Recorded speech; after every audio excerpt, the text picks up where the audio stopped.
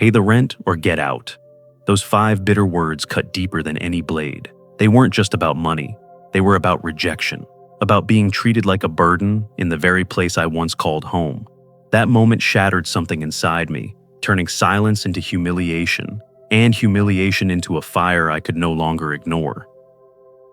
Before we dive into today's story, I recommend you hit that subscribe button and turn on the notification bell, so you never miss a new story filled with drama, resilience, and unexpected twists.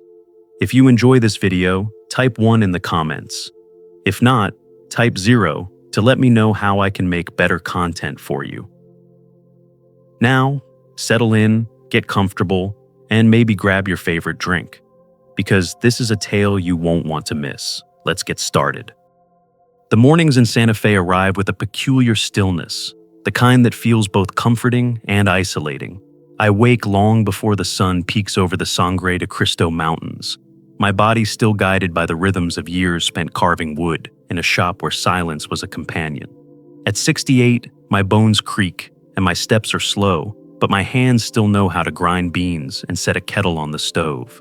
The aroma of strong black coffee fills the adobe walls I once restored with my own sweat. I sit at the hand-carved table, its surface etched with grooves and scars from decades of use, and I watch the steam rise from the cup. This house has always been more than walls. When Helen and I bought it nearly 4 decades ago, it was crumbling, mud plaster flaking, wooden beams sagging. I replaced every beam myself, smoothing each with the same care I used when shaping a rocking chair or a cedar chest. Helen called the beams the backbone of the house, strong and patient. Like she used to say I was, she's been gone for 8 years now, taken by an illness that stole her laughter too soon. And yet I still feel her presence in these walls. Her photograph sits by my bed, her smile frozen in the frame, reminding me each day of the warmth that once filled this place. But that warmth has thinned. My son Ethan persuaded me to move in with him and his wife Sabrina after Helen passed. He said it would be easier for everyone, that I shouldn't spend holidays alone. I agreed, grateful for the gesture, believing it meant family still held me close. What I never said, what I kept hidden deep, is that the deed to this house rests in a trust Helen and I set up years ago. They believe they have given me a place to stay, but in truth I gave them the roof over their heads. I chose silence, not out of fear, but out of hope that peace could last. Ethan is a good man in his own way, though work has ground him down. As a small contractor, winters leave him chasing every odd job he can find. He leaves before dawn most mornings, steel-toed boots thudding across the hallway, shoulders slumped beneath the weight of unpaid invoices. Sabrina lingers, her laptop always glowing, her fingers tapping at keys as she crafts online pitches and chases likes. She has filled the house with decorations, plastic wreaths, blinking lights, a synthetic tree so bright it makes my eyes ache. On the porch hang strings of red chile ristras, meant to impress neighbors, more than to honor tradition. I think back to the way Helen used to decorate. She loved real pine boughs draped across the mantel, their scent mingling with cocoa on the stove. She played carols on the old record player, humming until the lyrics stitched themselves into our lives. Back then, Christmas was not about appearances. It was about family gathered close, voices mingling over stories and laughter. Now, the house looks perfect in pictures, but feels hollow in person. Sabrina makes remarks often, her tone sharp though her smile remains thin. She points at the electric bill or the heating costs, reminding me how expensive it is to maintain such a place.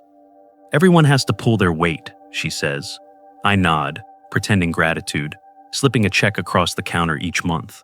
She believes she's doing me a favor by letting me stay. What she doesn't know is that every cent I hand over circles back into accounts that still bear my name. My space is the small room at the end of the hall. In winter it is drafty, in summer it stifles.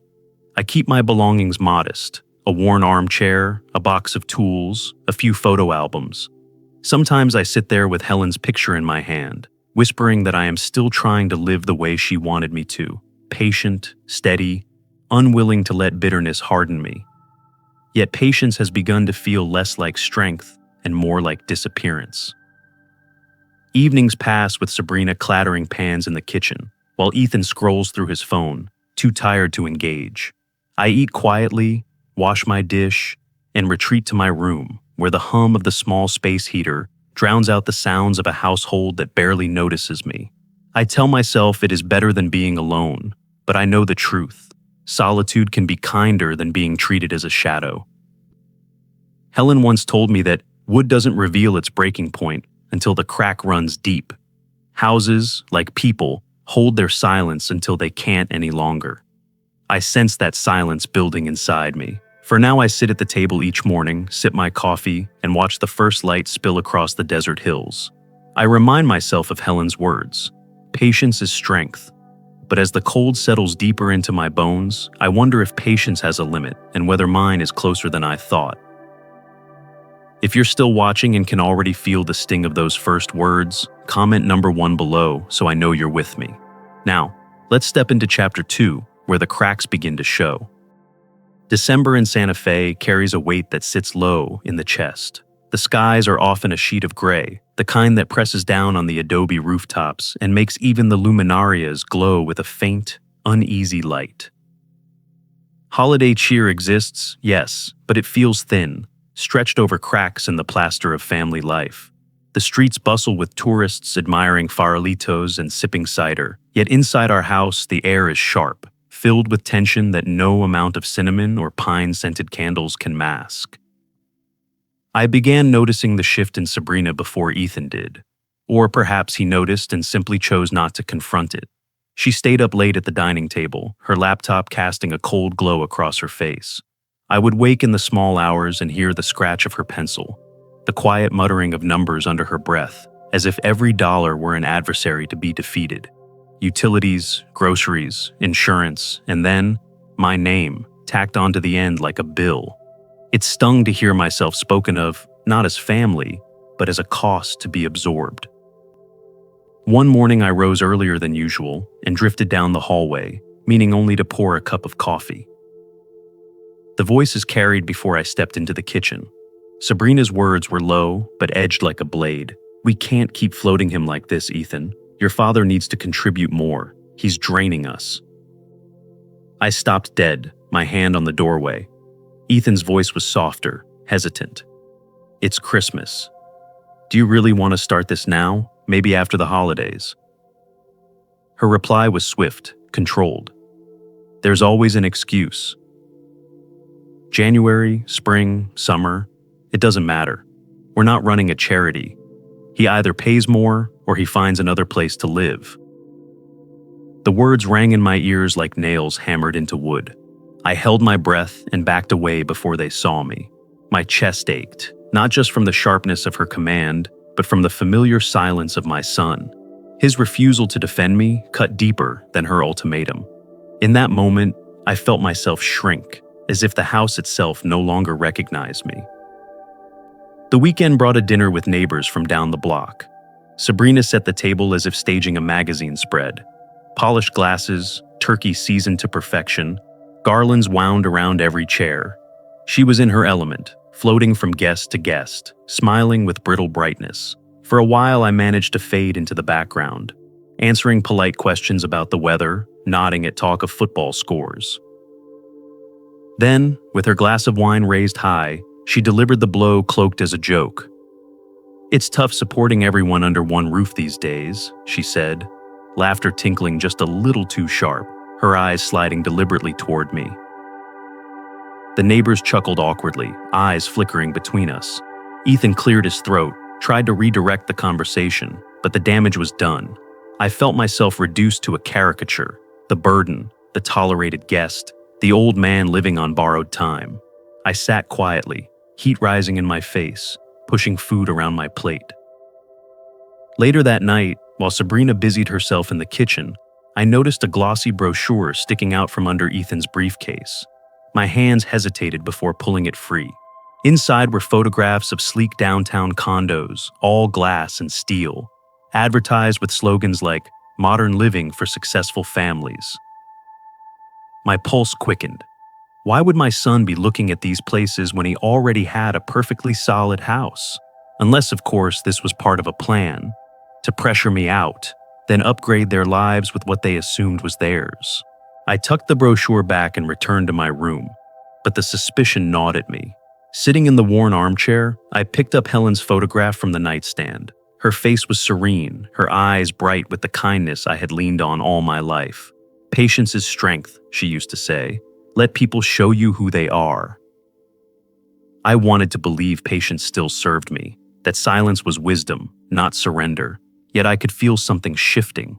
The decorations glowed, the carols played faintly from the radio, but the house hummed with tension thick enough to choke on. Sabrina's words echoed in my ears. Ethan's silence dug deeper than any rebuke. The glossy condos glimmered in my mind like a threat. As I set Helen's picture back on the table, I admitted to myself what I had long tried to avoid. My place here was conditional, my welcome fragile. I held the secret of the deed close, but for the first time I wondered if Christmas itself would force the truth into the light. The storm was coming, not a question of if, but when. If you're still watching and sensing how small tensions can explode into something bigger, drop number 2 below so I know you're following. Now, let's dive into chapter 3, where the first storm arrives. The afternoon had begun peacefully enough. I had taken one of my usual walks through the quiet streets of Santa Fe, the air sharp with winter and the scent of piñon smoke drifting from fireplaces. Farolitos lined the adobe walls, flickering warmly against the fading sky, and for a short while, I allowed myself to breathe without the weight that pressed so heavily inside the house. Those walks had become my refuge, a way to remind myself that life outside the walls was still larger, more forgiving. By the time I returned, twilight had painted the horizon, and Christmas lights twinkled along the eaves of the houses. I almost convinced myself that the evening would remain calm. But the moment I stepped through the front door, I knew I was wrong. Sabrina stood waiting in the living room, framed by the glow of the Christmas tree. Her arms were folded tightly across her chest, her body rigid.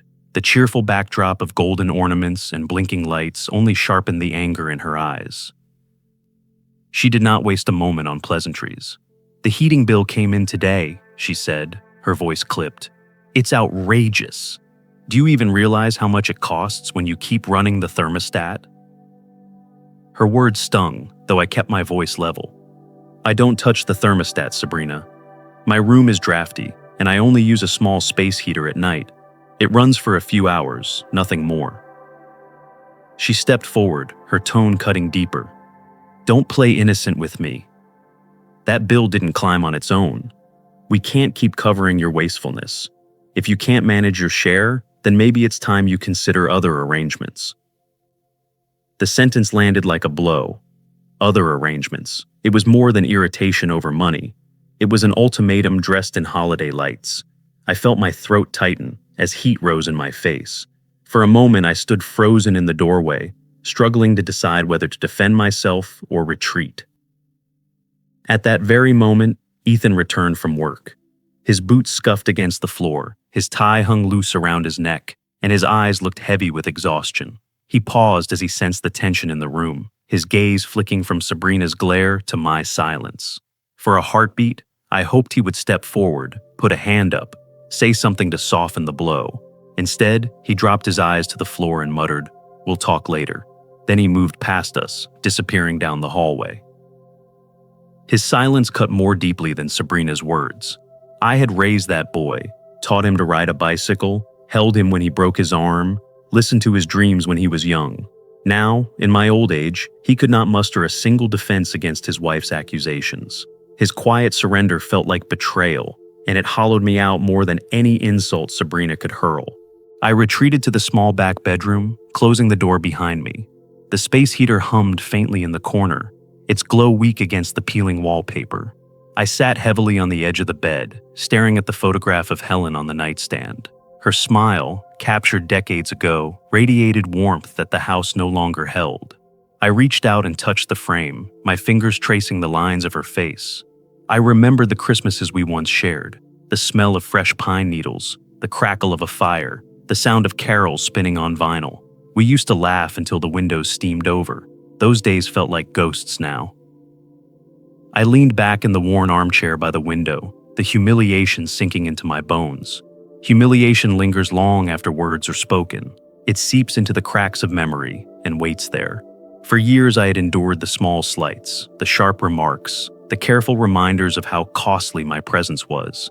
I told myself patience was strength, that it was better to remain silent for the sake of peace. But this was different. Sabrina's ultimatum had not just stripped me of dignity, it had awakened something I had buried too long. As the rain tapped against the window and the heater hummed, I felt the slow burn of anger taking root. Not the wild, reckless anger of youth, but a steady flame, deliberate and controlled. Helen's voice echoed in my memory. Patience is strength. I realized then that patience has its limits. Silence has its limits. Even oak beams, strong as they are, will crack under enough pressure. That night I did not sleep. I sat by the window, watching the distant glow of luminarias flicker against the dark. The house felt colder than ever, not because of the draft, but because of the words that now haunted every corner. Consider other arrangements. I knew then that something had shifted permanently. Their ultimatum had lit a fuse, and whether they realized it or not, the fire would change everything. If you're still here and felt the weight of that first painful confrontation, leave number 3 below so I know you're standing with me. Now, let's move to chapter 4, where attempts to fix things only make the fire spread. The morning after Sabrina's outburst carried a silence so sharp it almost hummed.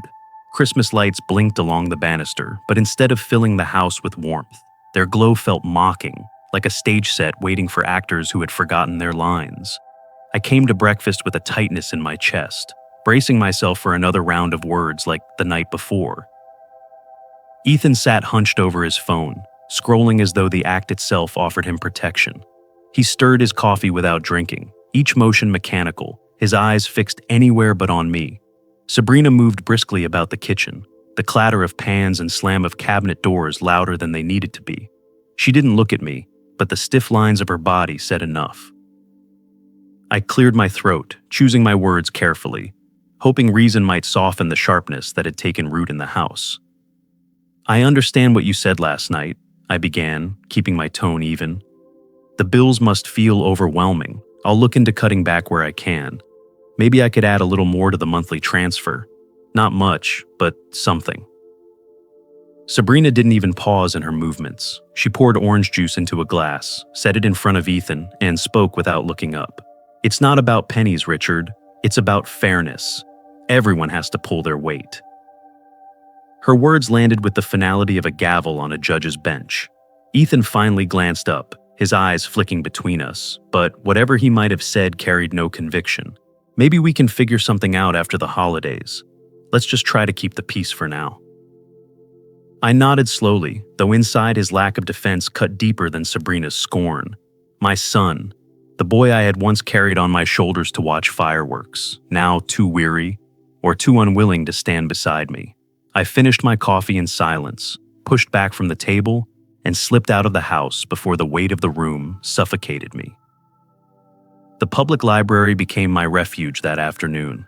The air smelled faintly of dust and old paper, a scent that pulled me back to evenings spent with Helen, the two of us reading side by side in the lamplight. I pretended to browse novels, but my hands drifted toward the local newspapers. I unfolded the real estate section, page after page filled with numbers that startled me. Rents in Santa Fe had doubled in the last decade. Homes in neighborhoods like ours sold in days, often above asking price. At first, I scanned the listings with resignation, calculating what it would cost for a man my age to rent a one-bedroom apartment. But then another thought lodged itself in my mind. What would this house fetch if placed on the market? My finger traced down the columns, stopping on a property just down the street, a smaller home, older roofline, sold for nearly $800,000. Ours was larger, with better views. The figure lodged itself like a seed, waiting for rain. By the time I walked back through the drizzle, I carried the weight of that thought like a stone in my pocket. Over dinner, I tried once more to soothe the growing rift. I'll be mindful about the heater, I said gently, pushing food around my plate. Even if my room is cold, I can manage with extra blankets. I just want us to get through the holidays peacefully. Sabrina set her fork down with deliberate care, her eyes cold as she met mine. We'll see, she said coolly, but words don't pay bills. The meal went on in strained silence. Every clink of silverware against the plates echoed like a reminder of where I stood, or rather, where I no longer stood. Each effort I made to compromise only seemed to confirm her belief that I was a liability. Later, back in my small room, I sat by the faint glow of the space heater, Helen's photograph watching over me from the nightstand. Her smile radiated warmth that this house had long since lost. I remembered her once telling me, "People reveal themselves when money enters the room. Listen, and you'll hear who they truly are." She had been right. The sharp remarks about lights left on, the tally of expenses, the disdain dripping from Sabrina's voice at the dinner table. It was never about money alone. It was about control, about framing me as dependent rather than the man who had built his life through steady work and sacrifice. I leaned back in the chair, the hum of the heater filling the silence, and for the first time in years, I considered something I had long kept locked away. Perhaps it was time to stop playing the role Sabrina had written for me. Perhaps it was time to remind them whose hands had built the very roof sheltering them. If you're still watching and realizing how desperate compromises can backfire, type number 4 in the comments to let me know you're here. Now, let's head into Chapter 5, where everything erupts. Christmas Eve in Santa Fe has always been painted with firelight and song. The streets outside glowed with farolitos, their paper bags flickering along the adobe walls, and families passed by my window laughing, arms full of gifts. The faint sound of carols drifted through the chilly night air. Inside our house, the decorations sparkled with practiced perfection. Sabrina had arranged everything for effect. The tree trimmed with gold ribbons, the table heavy with dishes meant to impress, candles lit to cast flattering shadows. From the outside, it could have been mistaken for joy. From the inside, it felt like walking into a play where I had no lines. Relatives filtered in, shedding coats, carrying bottles of wine. A couple of neighbors had been invited too, people Sabrina wanted to impress. She floated from guest to guest with her bright smile, topping off glasses, laughing a little too loudly, a hostess determined to appear gracious. But every so often her eyes flicked toward me, sharp and assessing, as though I were a stain she couldn't scrub out of her perfect evening. I sat near the end of the couch, nodding politely when addressed, but mostly ignored. My presence was tolerated, not welcomed. Dinner began with chatter that flowed easily. Work stories, vacation plans, the grandchildren's grades. It was ordinary, familiar. The table itself was beautiful. Turkey roasted golden brown, mashed potatoes whipped smooth, pies lined up on the counter waiting their turn. For a few minutes, I blended into the background, spooning food onto my plate, listening quietly. If I closed my eyes, I could almost pretend this was the Christmases Helen and I once knew, when the house rang with laughter and the air was thick with the smell of real pine and cocoa. But the illusion could not hold. After a glass or two of wine, Sabrina leaned back in her chair, swirling the liquid slowly. Her voice carried easily across the table. "It's not easy keeping a big house like this afloat," she said, smiling lightly, as if inviting sympathy. "The bills keep piling up, and it feels like the costs only grow." A cousin chuckled, murmuring something about rising utilities, but Sabrina wasn't finished. Her smile tightened, her gaze locking on me like a blade, especially with extra people in the house who don't exactly contribute their fair share. The air shifted. Forks paused mid-air. Glasses were set down a little too carefully. I felt the weight of eyes on me, though most people tried to look anywhere else. My pulse throbbed in my temples. I steadied my voice, forcing calm. "I've done what I can," I said quietly. "I pay what you ask each month." Sabrina's laugh was soft, but sharp as glass. "Oh, Richard, don't act like it's a gift. It doesn't even cover half the expenses. Heat, groceries, upkeep, it all adds up." She leaned forward, her words suddenly hard and clear. "Pay the rent or get out. That's the truth of it." Gasps rippled around the table. Someone cleared their throat awkwardly. Another guest shifted in their chair. The only sound beyond that was the faint hum of carols drifting from the kitchen speaker, a sickly sweet contrast to the venom in her words. Ethan rubbed his forehead with the heel of his hand. "Sabrina," he began, but his voice faltered and he said nothing more. I looked at him, my son, silently begging for some defense, some shred of loyalty. He lowered his eyes, retreating into silence. That silence was more painful than Sabrina's public cruelty. I rose slowly, my hands trembling, though not from weakness. The years of endurance, of swallowing small slights, had built into something far heavier. My voice, when it came, was low but clear. Enough. I've endured enough. The words hung in the air like smoke after a firecracker. Guests shifted uncomfortably. Someone dropped a fork onto a plate with a clink. Sabrina's smirk faltered for the first time, just a flicker of surprise. I sat back down heavily, feeling my bones shake, but my resolve steady. In that moment, something broke inside me. Not my dignity, but the shell of silence I had carried for years. The humiliation I felt was not weakness, it was fuel. Their ultimatum, their public shaming, had ignited a chain of events they could not imagine. The meal limped on, voices subdued, laughter hollow. I tasted nothing of the food before me. My mind churned with the certainty that the night had changed everything. The Christmas Eve meant to bind us as families had instead revealed the fracture that could no longer be ignored. There would be no return to patience, no return to swallowing my pride. When the last dish was cleared and guests began slipping on coats, I sat in silence, my hands folded in my lap.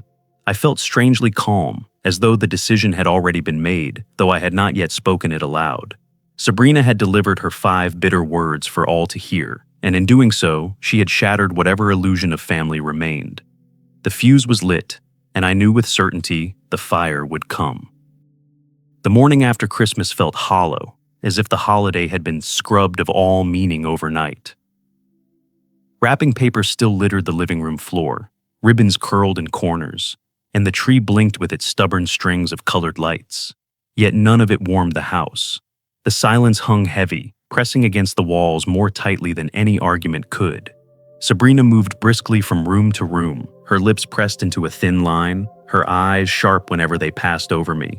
She didn't need to repeat her words from the night before. The echo of "pay the rent or get out" still rang in my head, sharp as a verdict. Ethan lingered in the garage, pretending to tinker with tools he hadn't touched in months. When he did come inside, he buried himself at the dining table with spreadsheets spread before him, though I doubted his eyes really absorbed the numbers. His silence was louder than Sabrina's hostility, a refusal to face the fracture in our family. I spent most of the day in my small back room, staring at Helen's photograph. Her eyes, forever frozen in their kindness, seemed to search mine, asking the question I had been avoiding. How long would I keep enduring this? I turned the dilemma over in my mind like a coin worn smooth. If I stayed silent, swallowed my pride, and continued to endure, I could maintain the illusion of family. I could sit quietly at their table, accept their disdain, and tell myself that presence, even as a burden, was better than absence. But the cost was clear. Each day would strip away another layer of dignity until nothing remained. The alternative was to reveal the truth, to shatter the fragile peace with the fact that the roof above their heads had always been mine. That choice promised no reconciliation, only fallout I might not be able to repair. My chest ached at the thought of losing Ethan entirely. I remembered the boy who once ran barefoot across the yard, clutching a kite, who asked me endless questions about the world and believed my answers were scripture. I had wanted to preserve some piece of that bond, even if only by biting my tongue. But the man he had become, the man who sat silent while his wife demanded my eviction, was harder to hold on to. Family had become a performance where my role was that of tolerated guest. By mid-afternoon, I could no longer bear the suffocating quiet. I pulled on my old coat and stepped into the drizzle. Santa Fe's streets glistened, neon signs reflected in puddles, and holiday lights dangled limply from lampposts as if even they had grown weary. I walked aimlessly, the rain seeping into my shoulders, until I found myself outside a small cafe I had visited months before. I pushed open the door, ordered a black coffee, and settled by the window. The glass fogged quickly from the warmth inside, blurring the sight of passers-by hurrying along the sidewalk. From my pocket, I drew the realtor's business card, bent slightly at the corner. I had tucked it away once, dismissing it as irrelevant. Now I turned it over in my fingers, again and again, until it felt less like paper and more like a key. A key to something beyond endurance, a key to freedom. My coffee cooled as I stared at that card, my heart pounding in rhythm with a decision forming in my chest. Helen's voice rose in my memory, steady and calm. Money can twist people, but it can also reveal them. Be careful who you let see it. She had been right. By hiding the truth, I had allowed the mask to remain intact. My silence had preserved peace, yes, but it had also enabled disrespect. Sabrina treated me as disposable because I had let her believe I was. Ethan's silence had been easier because I had given him no reason to stand firm. I thought of the humiliation at the dinner table, the smirks, the glances, the way her words landed in the room, like stones thrown at a stray dog. Staying meant surrender. Revealing the truth meant conflict. But only one path left me with dignity. Silence had become heavier than truth, and I could no longer carry it. By the time I finished my coffee, the decision had settled over me with the weight of inevitability.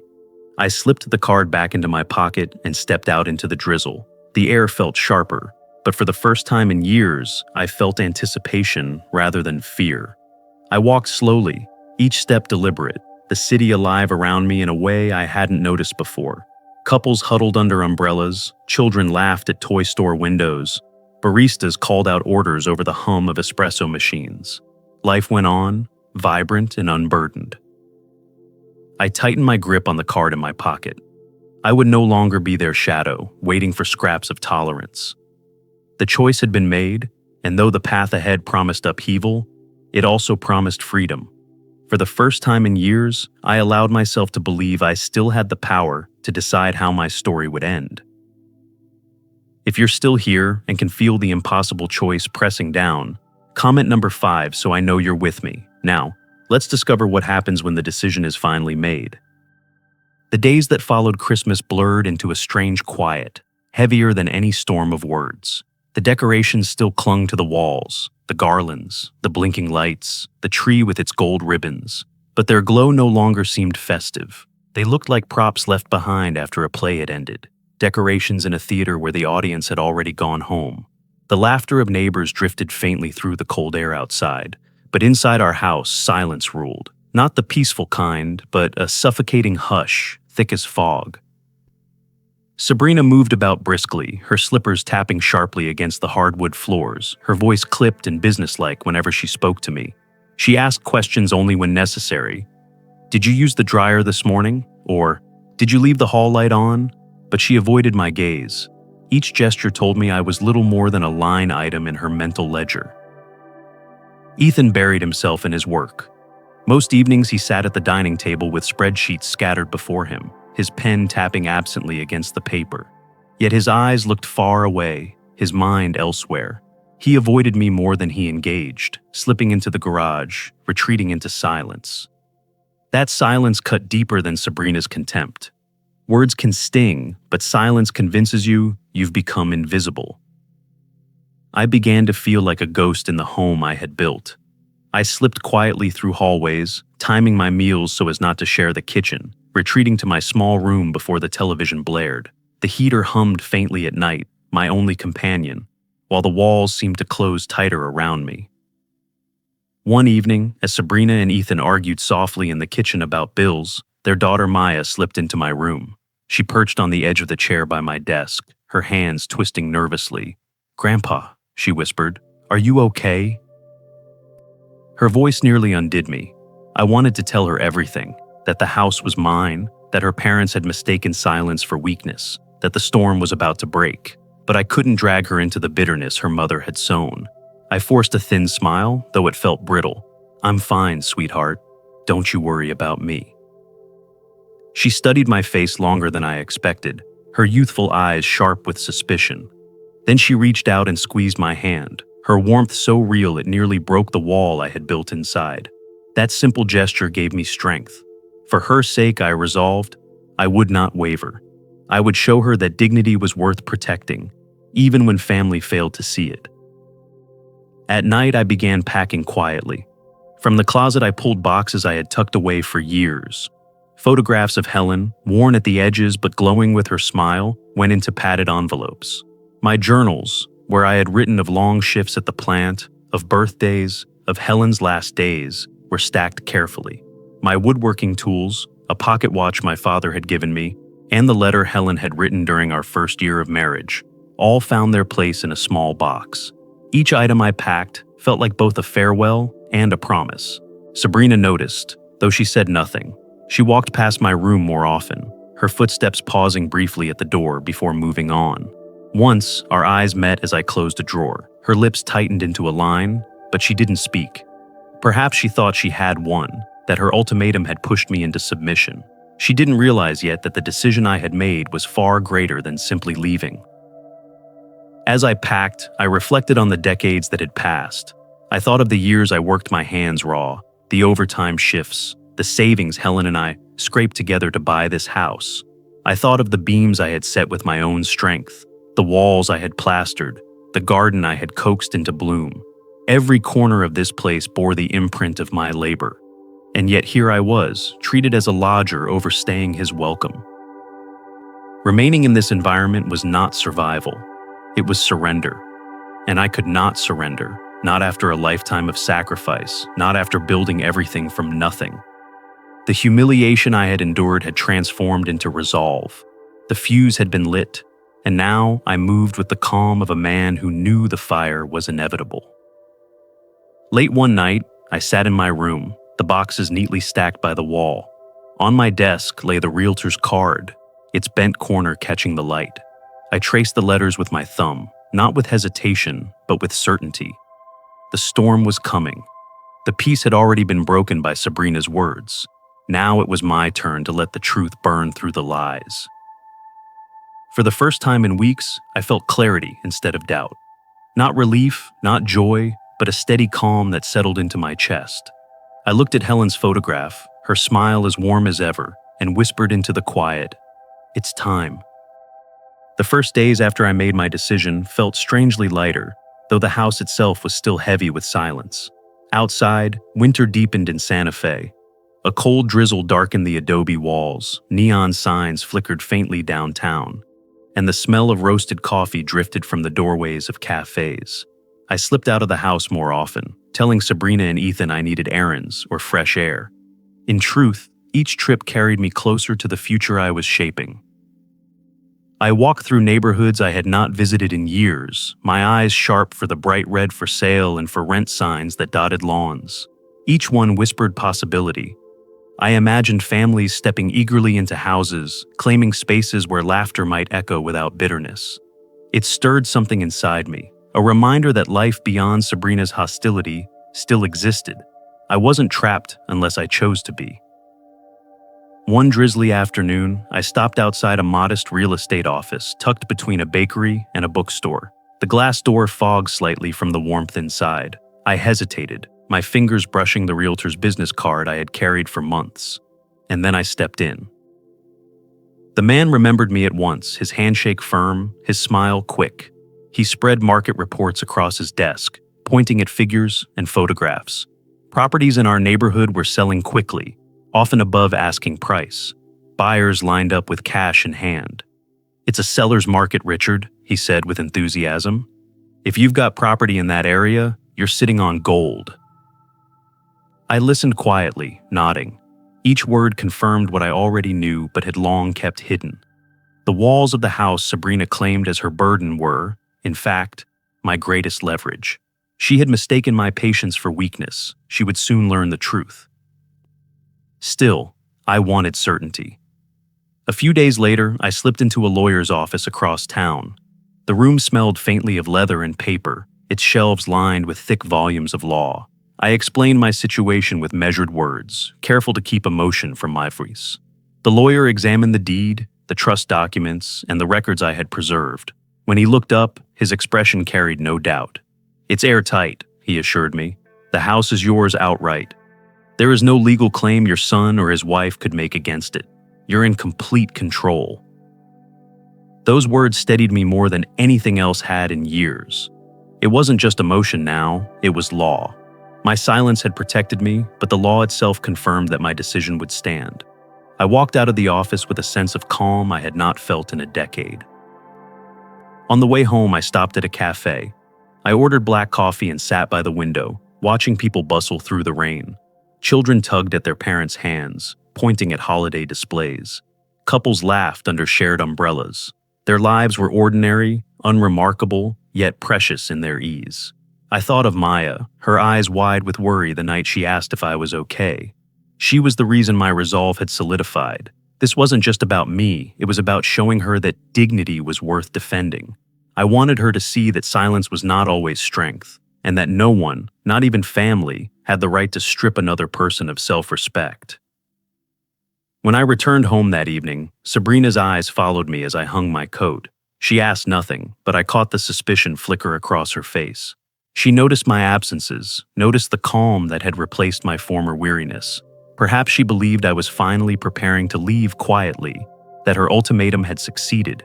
She had no idea what storm was building behind my steady expression. I retreated to my room, closing the door softly. On the desk lay Helen's photograph, her smile as constant as ever, and beside it, the realtor's card. I traced its bent corner with my thumb, not with hesitation, but with anticipation. For years, I had played the role of the dependent, the tolerated burden. That mask had grown heavy. Now, with each step I took, each meeting, each confirmation, the mask slipped further away. I sat by the window, listening to the faint hum of the heater and the drizzle against the glass. For the first time in years, I did not feel cornered. I felt ready. The plan was no longer a fragile thought, but a path laid out before me. Soon, with steady hands, I would walk it. The storm Sabrina had invited into our home with her 5 bitter words was coming, but it would not consume me. It would free me. If you're still watching and sensing how hidden truths turn into unstoppable action, drop number 6 below so I know you're following. Now, let's uncover how resolution begins to take shape. The storm I had long expected did not arrive with shouting at first. It came in the soft thud of an envelope sliding through the mail slot one gray morning. Sabrina was the one to pick it up. I heard the rustle of paper tearing in the kitchen, followed by silence, heavy, unnatural. Then her voice, shrill and slicing, filled the house. "Ethan, come here, now!" I stayed in my room, my heart steady though pounding, waiting. Moments later, Ethan's footsteps echoed down the hall, more rustling, a low mutter, then an eruption. Sabrina's voice carried like breaking glass. Eviction? Sale? 30 days to move? This has to be some kind of mistake. When they appeared at my door, Sabrina's face was flushed with fury, the letter trembling in her hand. "What is this?" she demanded, waving the pages at me. "Some scam? Some trick?" I looked at her calmly, my voice measured. "It's no mistake. The house has been sold." Her eyes widened, then narrowed into a sneer. "Sold? You mean the landlord sold it? You knew about this? You let this happen?" Ethan's brow furrowed as he scanned the letter, his voice shaky. "We've been paying rent. We've done everything right. How could the owner just—" He stopped, his gaze locking on me. I saw the suspicion dawn in his eyes, the color drain from his face. "Unless— Dad, was it you?" I met his gaze without flinching. Yes, the owner had every right to sell, because the owner was me all along. The air left the room as if someone had punched a hole through the walls. Sabrina staggered back, clutching the counter. Ethan dropped the letter, his lips parting in shock. "All these years," he whispered. "I let you believe what you wanted to believe," I interrupted softly. "That I was dependent. That I needed your roof. But the truth is, I bought this house decades ago with my own money. Every rent payment you demanded went straight back into my account. I paid it to keep the peace. But peace ended the night your wife told me to pay or get out." Sabrina's fury reignited like gasoline. "So, you lied to us? You tricked us? And now you're throwing your own family onto the street?" "Oh, no," I said firmly. "I sold my property. You have 30 days to find another place. With your income, your resources, you'll manage. That isn't the street. That's reality." Ethan stepped forward, his voice low, almost pleading. "Dad, we could have worked something out. You didn't have to blindside us like this." I shook my head slowly. "I gave you chance after chance. I endured contempt, silence, humiliation. But when she gave me that ultimatum, my choice was made. I chose." Sabrina exploded again, shouting about betrayal, about how I would die alone, about how Maya would despise me once she learned the truth. Her words slid off me like rain against stone. Later that evening, a gentle knock came at my door. Maya slipped inside, her eyes wide, her voice trembling. "Grandpa, is it true? You owned the house all along?" I nodded. "Yes, sweetheart. I bought it years ago. I never told anyone because I knew what would happen if I did." She sat beside me, silent for a moment. Then she whispered, "Mom says you did this to punish us." I sighed, placing my hand over hers. "I did it to reclaim my life. I was tired of being treated like a burden. Sometimes the hardest lesson is the one people don't want to hear." She leaned into me, and for the first time in days, I felt peace. She didn't judge, didn't condemn, she simply held on. When the closing day arrived, I signed the papers with a steady hand. The realtor congratulated me cheerfully, though all I felt was release. The house had become a cage, each wall soaked with resentment. Letting it go meant letting go of the illusion that had bound me for too long. Sabrina and Ethan scrambled in the weeks that followed, pride in tatters, certainty shattered. Their outrage was palpable, but I did not watch with triumph, only with quiet understanding. This was the cost of truth. When I finally stepped into my new home, the air felt different, lighter, unburdened. No footsteps hovered outside my door. No voices tallied the cost of my existence. The silence was pure, not heavy. For the first time in years, I belonged to myself again. The first morning in my new home greeted me with silence, but it was not the silence I had known in Sabrina's house. This quiet did not judge me. It did not weigh heavy with unspoken contempt. It wrapped around me like a blanket, a stillness that was mine to shape. The rooms were smaller, the walls bare, the furniture simple. Yet every corner carried peace.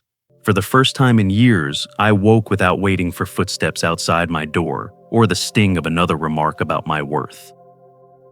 Sabrina and Ethan wasted no time turning the story into one where I was the villain.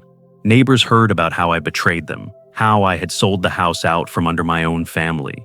Relatives called with clipped voices, asking how I could throw my son into the street.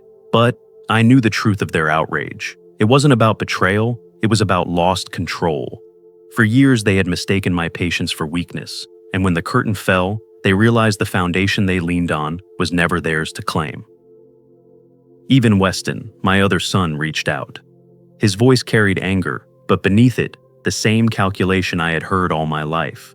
He wanted to know what remained, whether there was still something he could pry from me. His words pained me, but they no longer surprised me. Entitlement had poisoned more than one branch of this family tree. And yet not all of it was spoiled. Maya visited often. Sometimes she brought a book tucked under her arm, sometimes just her smile. She would sit across from me at the small kitchen table or stretch out on the porch while I brewed coffee.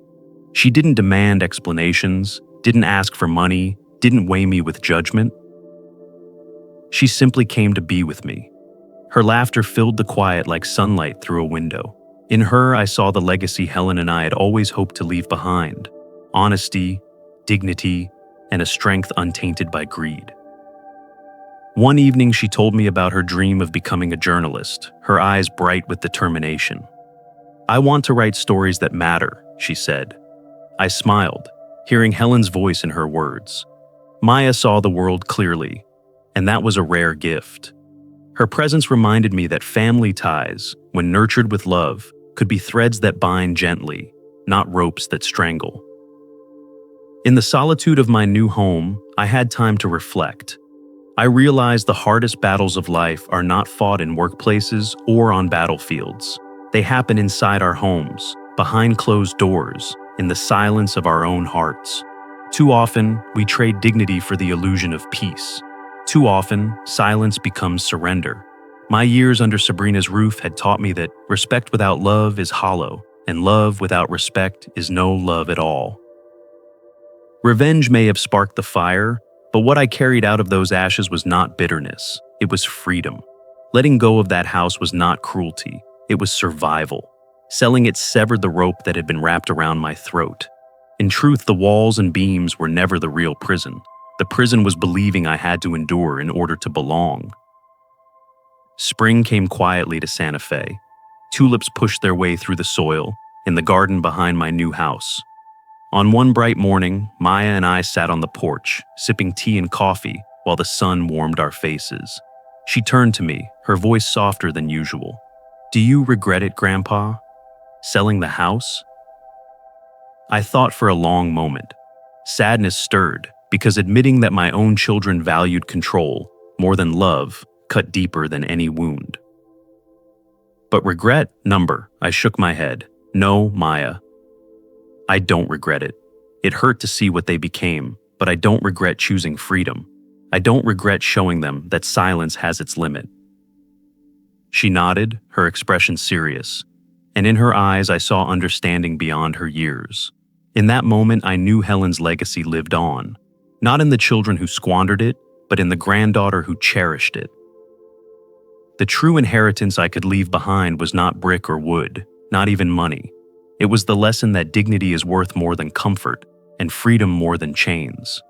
That no one, not even family, has the right to strip you of respect. As I looked out across the blooming garden, I felt a calm settle over me. Life had not ended in bitterness, but in clarity. The journey had led me here, to a place where silence no longer crushed me, but soothed. A place where love, when it came, was real. There comes a time in life when silence becomes heavier than truth, when enduring mistreatment feels more unbearable than facing the storm of change. Many people live years holding their breath for the sake of keeping peace, only to realize that peace built on humiliation is not peace at all. It is surrender. The journey of reclaiming dignity is not about vengeance, nor is it about punishing others. It is about refusing to let anyone else define one's worth. Life often teaches its sharpest lessons, not in boardrooms or on battlefields, but within the walls of our own homes. Betrayal does not always come from strangers. More often, it arrives from those closest to us, disguised as love, while demanding our silence. Yet even in the face of such wounds, there lies an opportunity, a chance to rediscover strength, to draw boundaries, and to walk away with one's head held high. The act of letting go can be terrifying.